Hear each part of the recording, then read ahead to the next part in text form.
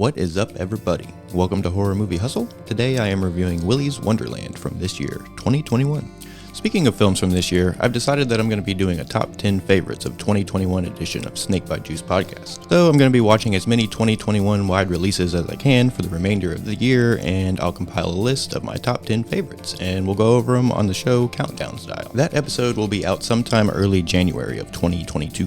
Definitely not an original idea. Lots of horror and other movie-related podcasts do very similar year-end shows, but I want to go ahead and jump in and get the game going with it too. I feel like it would be a great way to see a bunch of films that I otherwise would probably just pass up, and it makes for some fun content for the show and something to look forward to as far as like a special edition type of episode goes. I'm also going to be doing another type of top 10, but I'll be announcing that one on the upcoming 2021 top 10 show.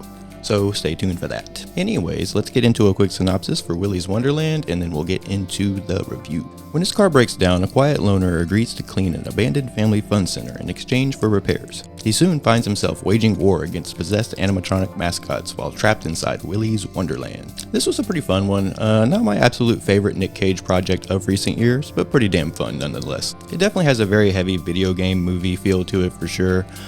Feels like an unofficial Five Nights at Freddy's kind of thing quite a bit, even down to our lead kind of having a video game style introduction to things with the way he gets introduced into the plot and the very like stoic silent type role he has, and the level bosses one-on-one down the line kind of style we get with the narrative as well really drives home that game style to it. Feels like a horror game slash movie mashup for sure, but I'm not totally opposed to that with this one. For not being an official video game movie, I enjoyed this one a lot more than many actual video game movies. It has a nice synthy score that I really dug about it. I'm big on these original synth style scores and just can't get enough of stuff like that. I guess because I'm a fan of that kind of music and aesthetic in general, I really enjoy listening to and making some synth stuff, so personally I enjoy the hell out of that kind of thing in my movies. I also feel that it blends well with horror, especially something in this type of like over the top subgenre.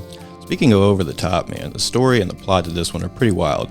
I like goofy stuff like that when it has enough self-awareness about it, and I feel like they do with this one. The fight scenes are pretty decent for the close-up and quick cut style, which I usually don't like, but I feel like it was utilized pretty well in this one. They do also mix it up with some different cinematography styles in the fight scenes as well, so it worked for me overall for sure, especially with the splashes of style to it.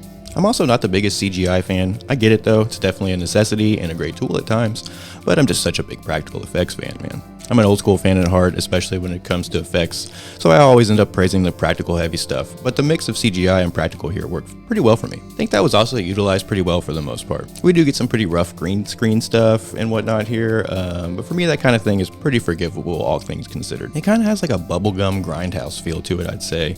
The overall abandoned family fun center gives it that like bright yet creepy aspect, and I'm also a big fan of abandoned exploration, so I really dig abandoned locations in horror films quite a bit. That aesthetically worked pretty well for me, and I dug the look of the killer animatronic and robot villains. The campy backstory was pretty interesting for me as well, and works in a cartoonish world such as this one. Speaking of the world here, it definitely has a peculiar feel to it. It's played pretty straight, but definitely has that popcorn flick feel with some of the realism put aside and the action and kill count vibes taken over for sure. Really cool color palette throughout, meshes super well with that synthy score and the bubblegum yet grungy abandoned setting. If you're looking for something a bit more realistic, this one's probably not for you, but if you're into that kind of like over the top, semi shut your brain off kind of stuff, you'll probably be into this kind of thing. For me, the shut your brain off stuff is a lot of fun, and some of my favorite films would fall into that category for sure. Heavy on the visuals and maybe action-y kind of stuff, and more simple in the plot and story department. I'm all over the place as a fan, so I can get into like really psychological slow burn kind of thing, or like a period piece or something, or I can pop on like an 80s slasher or some like 70s Italian stuff and pretty much have the same amount of fun with all of them. So when it comes to Willy's Wonderland, I dug it quite a bit.